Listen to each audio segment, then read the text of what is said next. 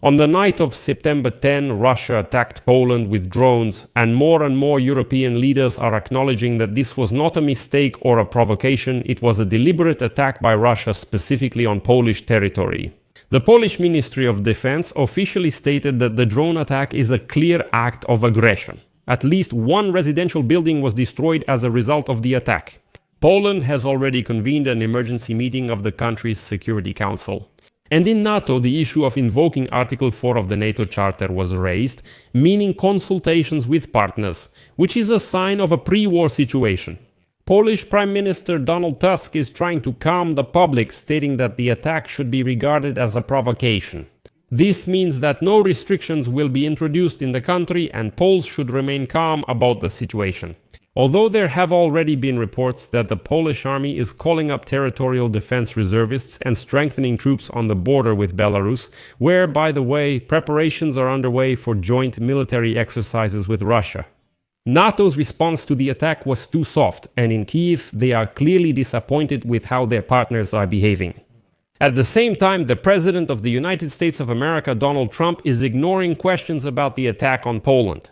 And the Vice President of the United States, J.O.D. Vance, once again spoke about how the United States is offering Russia numerous economic deals as an incentive if Putin agrees to stop the war. Russia has already stated that it did not plan to attack Poland, and in general its drones would not be able to fly that far.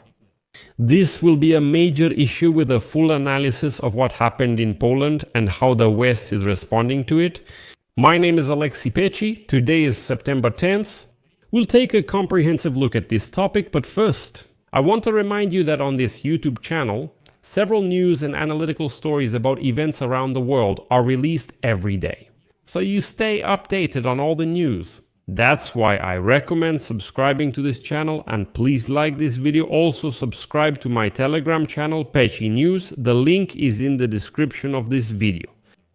So, now let's go through everything step by step. From the very morning of September 10, there was a report that a number of Polish voivodeships announced an accelerated call-up of reservists to the territorial defense forces.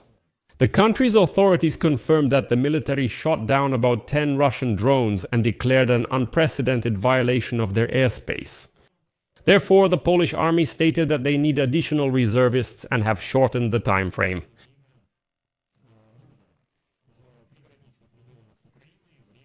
On the night of September 10th, according to Polish Prime Minister Donald Tusk, the Polish armed forces shot down drones after repeated violations of their airspace during Russia's air attack on Ukraine. The first quote from Donald Tusk on this matter was, "An operation is underway in connection with the repeated violation of airspace in Poland. The military used weapons against the targets." This statement was made after Poland closed its airports and launched an operation to neutralize the objects that had crossed its border. According to Polish Defense Minister Władysław Kosiniak-Kamysz, searches for the downed drones are underway. He stated that, quote, "The Polish territorial defense forces were deployed for the ground search of the downed drones." After that, the operational command of the Polish armed forces called the violations that occurred that night unprecedented and, quote, "an act of aggression posing a real threat to the lives of our citizens." The statement says that Polish and Allied monitoring services tracked about a dozen objects and gave the order to shoot down those considered to be a threat.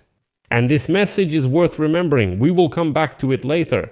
The Polish armed forces called this an act of aggression, not a provocation, not a mistake, but specifically an act of aggression. After that, at the country's main airport, named after Chopin, they confirmed that all civilian flights had been stopped. Well, at the time of recording this episode, the airport had reopened. The same closure was implemented by 3 other major airports in the country. And importantly, Rzeszów-Jasionka Airport was also closed. This is a transit point for transporting passengers and weapons to Ukraine. That's exactly where American troops are stationed, coordinating the supply of weapons to our country. That's why it's possible to assume that the Russian attack targeted not so much Poland, but the American soldiers in Rzeszów at their deployment points. And here's an important point. This is similar to what happens in the Middle East, for example. There, let me remind you, Iran constantly attacks United States bases with drones, and in 2024 they even managed to kill 3 United States soldiers on the territory of Jordan. When the United States makes any claims against Iran, Tehran always responds that it wasn't them, that it's not us. For example, Hezbollah or some other proxy force. In this case, the Russians will definitely lie and say it's not them. They deliberately sent drones towards Poland, and supposedly Ukrainian electronic warfare is to blame for everything. And so here's the argument. We need to stop the war on Putin's terms. Otherwise, supposedly Ukrainian electronic warfare will redirect even more drones towards Poland.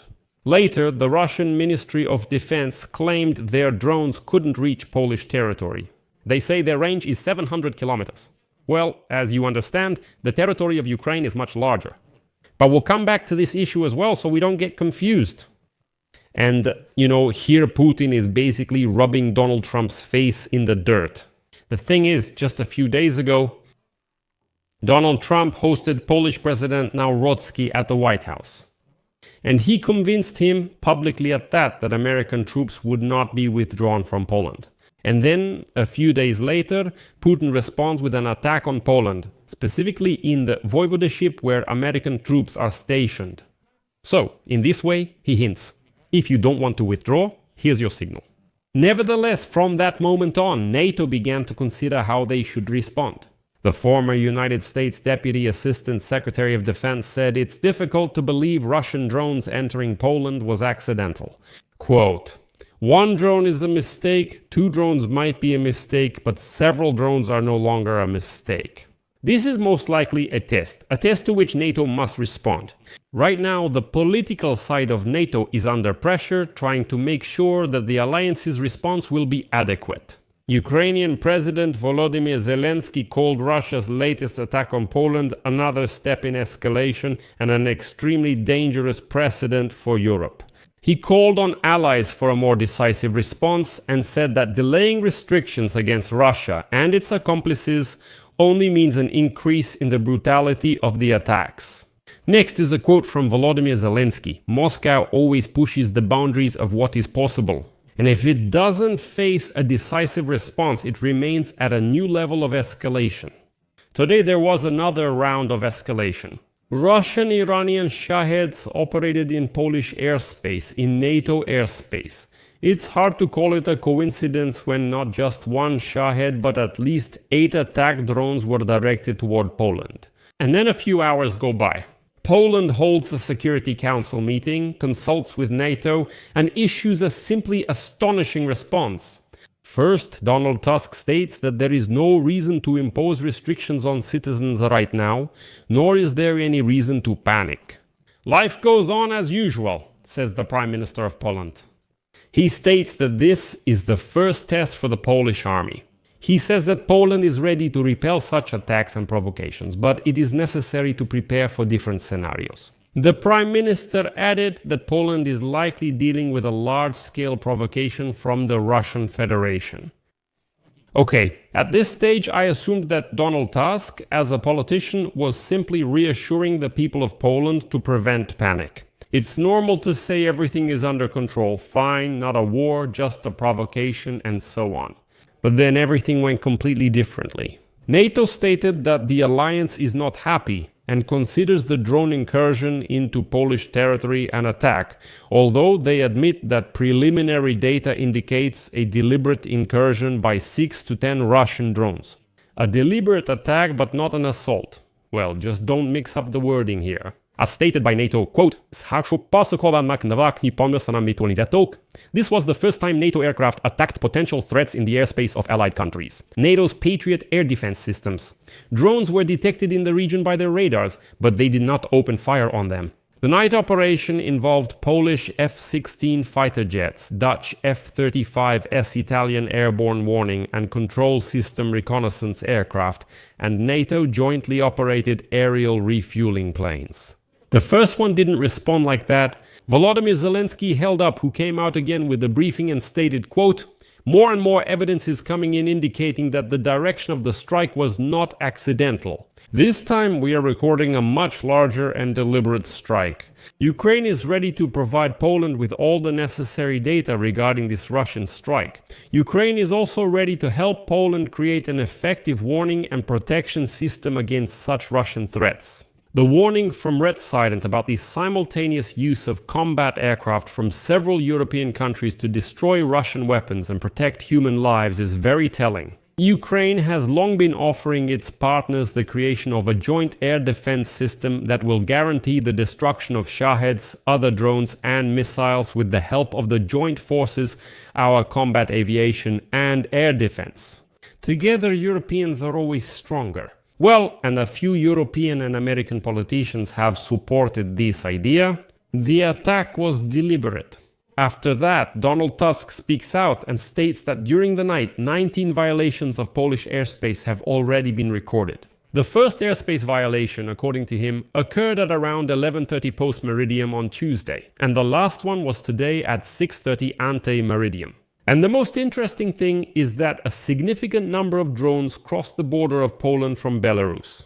Well, you would think, obviously, that Russia is attacking Poland from the territory of Belarus, and now important NATO statements will follow.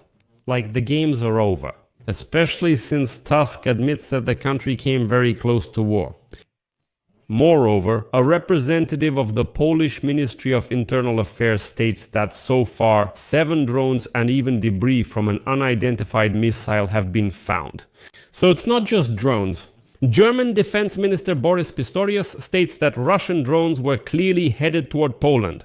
Quote, "There is absolutely no reason to believe that this was a mistake in course correction or anything like that."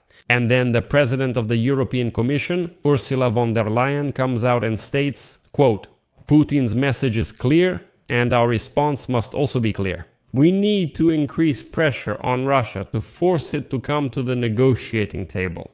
We need additional sanctions and at the same time we need greater support for Ukraine." No one has contributed as much as Europe. At the moment, military and financial aid amounts to about 170 billion euros, but more will be needed. In the end, NATO says that this is not an act of aggression, but a provocation, and therefore there is no reason to respond with military methods. NATO Secretary General Mark Rutte says, quote, "My message to Putin is clear. Stop the war in Ukraine. Stop escalating the war that you are now effectively waging against civilians and civilian infrastructure, and stop violating the airspace of the allies. Know that we are ready, that we are vigilant, and that we will defend every inch of NATO territory." Last night showed that we are capable of defending every inch of NATO territory, including, of course, its airspace. And here is the decision of the European Union to create a shield of drones and air defense on the borders of the European Union countries, just to fend off such attacks from the Russians. And the climax of this whole story, the Russian Ministry of Defense stated, quote, "There was no intention to strike any targets on Polish territory. We are ready to hold consultations on this issue with the Polish Ministry of Defense." Well, the Russian Ministry of Defense also added that their drones supposedly wouldn't even reach Poland because their range is 700 kilometers. Let me remind you once again that some of them entered from the territory of Belarus. Well, apparently that answer satisfied the United States of America. They said Moscow wasn't planning to attack, but it just happened. Trump still hasn't commented on the attack, and United States Vice President J.D. Vance stated that the United States still hopes that Russia will agree to economic deals with the United States in order to stop the war in Ukraine. Finally, I'll include an astonishing quote from J.D. Vance, word for word. "Now we've reached a stage where we've managed to narrow down the issues to just a few main ones. One of them concerns territories. The Russians want to get about 6,000 square kilometers that they haven't yet conquered by military force. That's what the Russians want. On the other hand, Ukrainians want security guarantees either from Europeans or from someone else."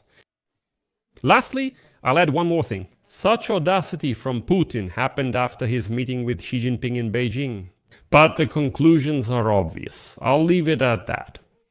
I'll record more episodes on this topic and the international reaction. So, make sure to subscribe to this YouTube channel, click the bell so you don't miss new episodes and give it a like. Be sure to share your opinion and conclusions in the comments below this episode.